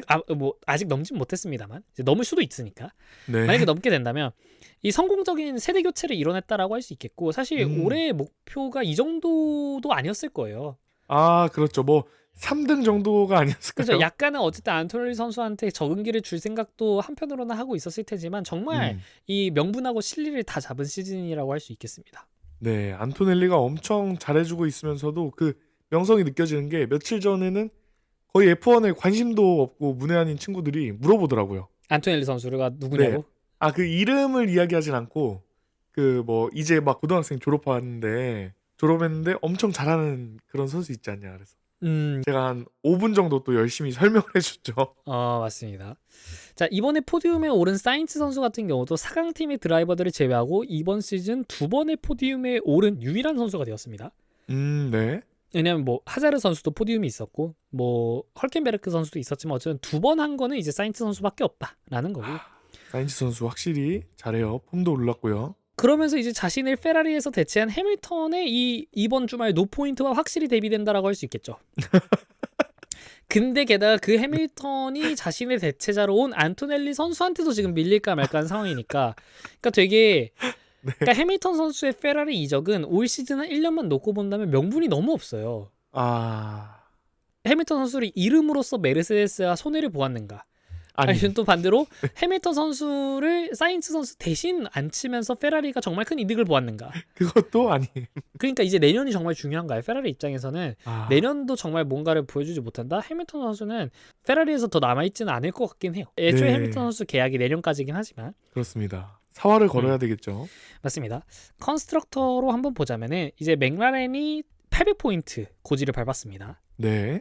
다만 올해 맥라렌이 보여준 압도적인 모습에도 불구하고 저희가 이전에 기대했었던 한 시즌 최다 포인트 기록은 깨지 못할 것으로 확정이 되었는데 네. 기존 기록이었던 2023 시즌의 레드불이 860포인트였습니다.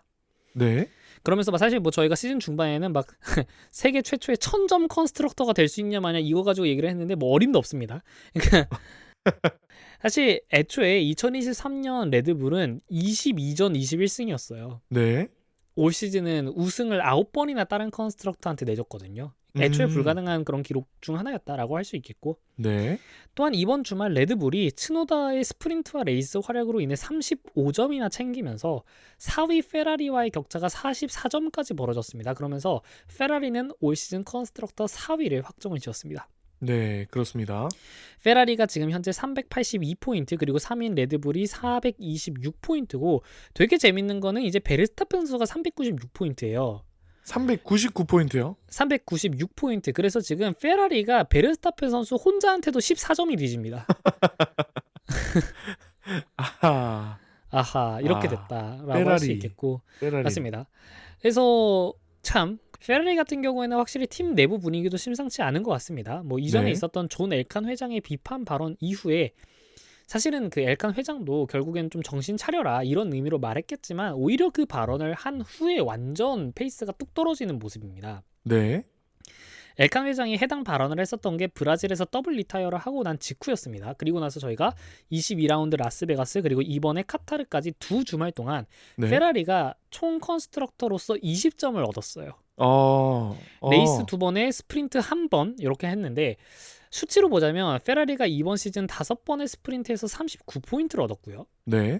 브라질까지의 21번의 레이스에서는 323포인트를 얻어서 브라질이 끝날 때 총 362포인트였어요. 그래가지고 네. 스프린트 한 번당 평균 8포인트에 레이스 한 번당 15.3포인트를 얻고 있었습니다. 네. 근데 그러면 사실 엘칸 회장의 비판 이후 저희가 레이스가 2번 있었고 스프린트가 한 번 있었으니까 평균 정도만 했어도 이제 득점 기대값은 한 39포인트 정도는 되는 거야. 네. 근데 그동안 20점을 획득을 했어요.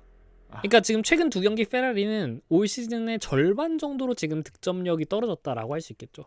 아하. 그렇게 되네요. 맞습니다. 실제로 이번 주말 스프린트까지 있었음에도 불구하고 주말 내내 페라리가 4포인트밖에 획득을 못했어요. 그러는 와중에 경쟁자라고 볼 수 있었던 메르세데스가 28포인트 획득에 레드불은 35포인트 획득입니다. 아, 제가 페라리 임원진이었으면 진짜 끔찍할 것 같습니다. 그죠? 사실 작년에는 이 시점까지도 그 컨스트럭터 챔피언십을 아직까지도 거의 경쟁하고 있었던 팀이란 말이야. 그렇죠. 1년 만에 사실 이렇게까지 떨어진다? 사실 굉장히 좀 큰 충격이라고 할 수 있겠습니다. 안타깝습니다. 자, 그래서 이제 결과적으로 이번 주말 칭찬한 드라이버들과 그리고 이제 아쉬운 점들, 아쉬운 드라이버들을 좀 한번 꼽아봐야겠는데 일단 첫 네. 번째로 당연히 칭찬할 드라이버는 뭐 우승한 베르스타펜 선수는 그렇다고 치고요. 당연히 이제 사인츠 선수입니다. 윌리엄스 자체가 이런 고다운포스 서킷에서 포디움을 기록할 것이라고는커녕 사실 애초에 좋은 결과를 낼 거라고도 생각을 못했어요. 그래서 이미 스프린트에서 사인츠가 8위에다가 알본이 10위를 했을 때만 하더라도 이미 윌리엄스로서는 최선을 다했다라는 평가가 나왔었거든요. 그렇습니다. 퀄리파잉 그리드마저도 7그리드 시작이었죠. 맞습니다. 그래서 이제 여기서 이제 7그리드에서 시작을 해가지고 이제 자신의 강점들의 페이스를 잘 유지를 해가면서 사인츠 선수가 포디움까지 올라갔다라고 할 수 있겠고 이제 사인츠 선수도 이야기를 하기를 이번 주말이 올해 가장 힘든 레이스가 될 거라고 생각을 하고 있었는데 갑자기 포디움이 되었다라고 얘기를 하는 한편에 네. 그렇다면 이제 아제르바이잔에서의 포디움과 이번 포디움 중에서 뭐가 더 좋느냐 이렇게 기자가 물었는데 네. 이제 사인츠 선수가 약간 구분을 했습니다. 아제르바이잔에서는 행복했다. 그러니까 어허. 그때는 시즌 초반에 내가 충분히 할 수 있었던 것들을 못 하고 있었다. 그러니까 뭔가 할 수 있는데 뭔가 사고가 나고 약간 운이 안 좋고 이런 것들이 나한테 오지 않아서 살짝 답답하던 차에 그래 내가 이 정도는 되는구나라고 이야기를 할 수 있었던 그런 시점이었고 반대로 이번에 루사일에서는 애초에 기대를 하지 않았는데 네. 이번에는 정말 말 그대로 정말 완벽한 주말 실행을 팀과 함께 만들어내면서 이게 이렇게 포디움까지 올라왔다. 그래서 더 행복한 거는 바쿠였고 네. 이번에는 팀이 더 자랑스럽다라고 이야기를 했어요. 아. 그러니까 뭐냐면은 바쿠에서의 포디움은 그래 내가 실제로 시즌 내내 보여줬던 좋은 모습을 그대로 보여주기만 한다면 그래 이 정도는 내가 받아갈 만한 자격이 있어라고 생각을 했던 포디움인 반면에 네. 이번에는 애초에 정말 기대를 하지 않았던 포디움인데 팀의 역량을 통해서 어떻게든 어거지로 쥐어짜낸 포디움이라는 거야. 그렇기 때문에 약간은 차이가 있었다 이렇게 이야기를 했습니다. 네. 그 영광을 팀에게까지 돌리는 그런 젠틀한 모습까지. 맞습니다. 자, 두 번째는 또 사실 츠노다 유키 선수인데 솔직히 뭐 이번 주 결과를 보면은 뭐 그렇게 잘했나 싶긴 하지만 이전 결과들과 대비해 보면 확실히 이번 주말에 조금 잘한 건 맞고요. 물론입니다. 특히나 이제 스프린트 레이스에서 앞에 알론소 선수를 이 바깥으로 밀어내면서 첫 랩에 막세게 길을 뚫어주는 그런 모습은 정말 레드불이 이 세컨드 드라이버에게 팀으로서 기대하는 모든 모습을 완벽하게 보여줬습니다. 팀 플레이 플러스 약간 이 괜찮은 상위권 정도의 페이스 요거를 잠깐이나마 보여줬다라고 생각을 하고 글쎄요 과연 이것이 내년 시트를 결정하는 데 있어서 어떤 영향을 미칠지 한번 저희가 보도록 하겠습니다. 네, 지켜보겠습니다. 자, 아쉬운 쪽을 이야기를 해보자면 일단 맥라렌부터 이야기를 해야겠는데 이건 사실 뭐 드라이버들이 아니라 전략팀의 미스입니다. 그렇죠. 사실은 결과론적인 이야기이긴 합니다만은 결국 노리스와 피아스트리 모두가 기대보다 못 미치는 성적을 받은 게 사실이고 오랜만에 또 맥라렌이 프론트로 득점이었는데 더블 포디움으로 연결하지 못했어요. 그래서 글쎄요 드라이버들이 잘못한 거라고 한다면은 제 생각에는 첫 랩 때 노리스 선수가 베르스타펜 선수에게 따인 거 1위를 바로 내준 거. 그 2위를 바로 내줬던 거. 이제 그거 말고는 사실상 나머지는 좀 팀의 전략 미스가 가장 크지 않았나라고 할 수 있겠고 실제로 이제 피아스트리 선수 같은 경우에는 끝나고 정말 아쉬워하는 모습을 많이 보였습니다. 그래서 인터뷰를 하기를 자신의 페이스가 정말 괜찮았고 운전을 하는 데 있어서도 거의 실수를 하지 않았으며 이 정도 페이스가 나오는 주말은 1년에 몇 번 오지 않는다라고 이야기를 했어요. 근데 그걸 못 살린 거지. 그래서 돌아보자면 정말 말 그대로 그 처음에 세이프티카 상황에서 피트인을 하지 않음으로써 이미 다른 팀들에 비해서 10초가량은 손해를 보고 시작을 한 거고 그러는 한편으로는 사실 그렇다고 해도 이 전략뿐만이 아니라 그렇게 그 유리한 서킷이 아니었어요. 그러니까 애초에 그 베르스타펜 선수 이야기인데 애초에 레드불 차량에게 이 루사일 서킷의 고다운 포스적인 이런 세팅들이 레드불 차량에게 애초에 맞지 않을 거라고 예상을 많이 했지만 그럼에도 불구하고 어쨌든 그 자리하고 페이스를 지켰던 건 베르스타펜이긴 하거든. 그러니까 단순히 베르스타펜이 전략 하나 때문에 우승한 거는 아니다 싶긴 하지만 사실 반대로 맥라렌이 왜 못했나요 하면 이건 거의 진짜 전략 하나 때문인 거죠. 그래서 노리스 선수 같은 경우는 심지어 이번에 우승을 확정지을 기회를 놓쳤습니다. 결국 최종전까지 이것을 가져간다라는 게 부담이 될 수 있겠고 왜냐하면 이게 그냥 가면 또 모르겠는데 심지어 막판에 결국에는 피아스트리 선수가 이번 주말 내내 노리스 선수보다 빨랐잖아요. 네, 그렇죠. 그러니까 어라 싶은 거야. 마지막에 갑자기 피아스트리가 올라오나? 왜냐하면 그 전까지는 베르스타펜만 견제하면 되라고 생각했는데 사실 나도 있어. 피아스트리 선수가 이렇게 올라오니까 그럼 노리스 선수 입장에서는 부담이 2배로 되는 거죠. 그런데 사실 이게 끝까지 이어지니까 저희 보는 팬 입장에선 너무 좋은 거고 그러니까 개재밌죠. 그죠? 그러니까 이게 뭐 글쎄요 뭐 다른 F1 관련된 이런 방송 활동을 하는 분들도 그렇겠지만 노리스 선수가 약간 미움을 받는다 이런 건 약간 밈인 거고 결국 저희는 그냥 재밌는 레이스를 보고 싶은 게 끝이에요. 전 세계 정말 그 많은 사람들이 과연 그 노리스를 정말 개인적으로 싫어할까? 제 생각엔 그것보다는 그냥 말 그대로 그 정말 최정상의 위치에 있으면은 결국 언더독을 응원하게 되거든 사람들이. 그러면은 사실 그냥 말 그대로 팬들은 그냥 재밌는 레이스를 보고 싶은 거야. 시즌 마지막까지 어쨌든 무언가 걸려있는 레이스를 보고 싶은 거다라고 할 수 있겠고 그래서 결과적으로 최종전은 3명의 드라이버의 챔피언십 확률이 여전히 살아있는 레이스가 되었고 3명의 드라이버들을 대상으로 한 타이틀 디사이더 최종전은 15년 만에 처음이라고 합니다. 그 전까지는 뭐 하더라도 2명밖에 안 걸려 있었던 거야. 근데 3명 다 확률이 살아있는 건 15년 만의 일이다 라고 할 수 있겠고 물론 그럼에도 불구하고 여전히 노리스 선수가 가장 유리한 위치에 있는 것은 맞습니다. 본인이 이제 포디움만 자력으로 올라가기만 한다면 무조건 우승을 할 수 있는 그런 상황이니까요. 네, 그렇습니다. 자, 그리고 또 이제 아쉬운 쪽 페라리는 뭐 글쎄요. 자, 앞에도 말씀을 드렸기 때문에 그렇다 칩니다. 맞습니다. 네. 그리고 이제 마지막으로는 가슬리와 헐켄베르크 선수입니다. 둘 다 충분히 포인트를 노릴 만한 그런 위치였고 가슬리 선수가 이제 9그리드에서 출발을 했고 게다가 헐켄베르크 선수가 11그리드에서 출발을 했었죠. 네. 근데 이제 둘이 사고로 떨어지면서 물론 그 사고로 인해서 정말 적절한 타이밍에 세이프티카가 나오면서 굉장히 재밌는 레이스가 펼쳐지긴 했었지만은 이 선수들 개인적으로는 충분히 포인트권을 노릴 수 있는 위치에서 좀 사고로 레이스를 마감한 게 아쉽지 않을까라고 생각을 합니다. 그래서 결과적으로 뭐 25렙 제한 굉장히 인위적이다. 뭐 반대하는 사람도 많고 했지만 결과적으로는 꽤나 재밌는 레이스가 펼쳐졌다. 그렇습니다. 여기저기서 컨텐츠도 많았고요. 근데 글쎄요. 근데 여전히 뭐 그러니까 이것을 데이터로 해가지고 FI가 내년 또는 내후년에 이제 의무 투스탑을 어떤 식으로 강제할지에 대한 힌트를 좀 얻을 수도 있을 것 같은데 네. 글쎄요. 오늘의 레이스 결과를 바탕으로 FI가 또 어떤 결정을 내릴지 한번 저희가 지켜보도록 하겠습니다. 네, 그렇습니다. 자, 그렇게 저희 카타르 그랑프리 이번 주말에 있었던 일들은 전부 마감을 할 수 있겠고 마지막으로 네. 이제 폴시의 폴리지 들어보고 끝내보도록 하겠습니다. 네, 오늘의 폴리시 타임입니다. 아, 확실히 간결해졌습니다. 오늘 폴리시 타임은 차량에 달려있는 F1 차량에 달려있는 배터리 이야기를 해보겠습니다. 저희가 또 부스터라고 할 만한 뭔가 아이템인 느낌이 들죠? 맞습니다. 부스터라고 할 만한 게 크게 두 개 있는데 첫 번째는 유명한 이제 DRS가 있고요. 두 번째로는 배터리가 있습니다. ERS라고 부르죠. 아, 그렇죠. 에너지 리커버리 시스템 해서 ERS라고 하고 왜 리커버리가 들어가냐 하면 한 랩만 돌아도 거의 풀 충전이 된다고 합니다. 충전한 배터리를 그 엔진 동력에 더해서 조금 더 가속을 내어주는 그런 정말 아이템 같은 부스터 기능이라고 할 수 있겠고요. 그죠. 그냥 버튼만 누르면 차량이 빨라지는 거잖아. 그렇습니다. 이거에 대해서 조금 파헤쳐서 말씀을 드려보겠습니다.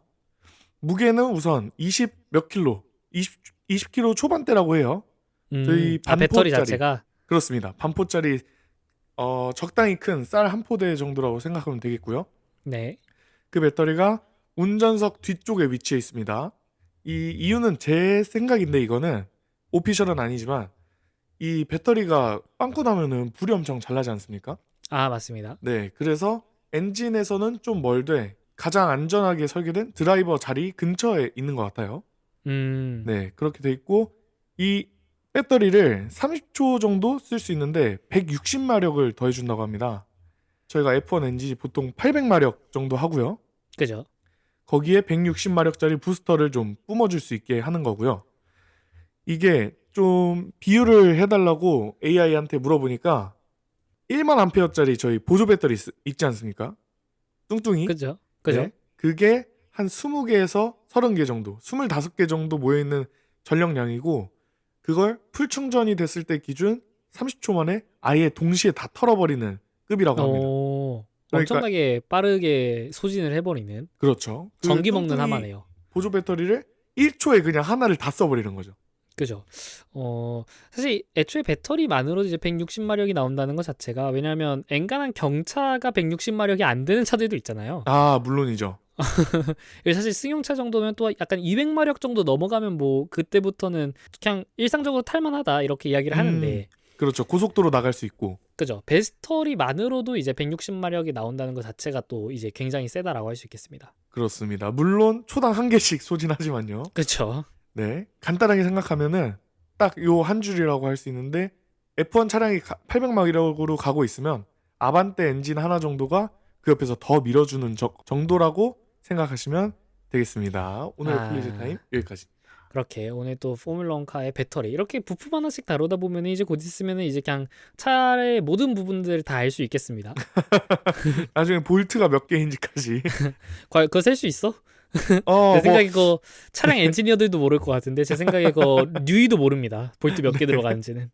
이러다가 어디 엔지니어로 끌려가는 거 아닌지 모르겠습니다. 맞습니다. 자, 그렇게 저희는 이번 카타르 그랑프리 끝내보도록 하겠고 저희는 바로 다음 주 최종전인 아부다비에서 뵙도록 하겠습니다. 네, 알겠습니다. 수고 많으셨습니다.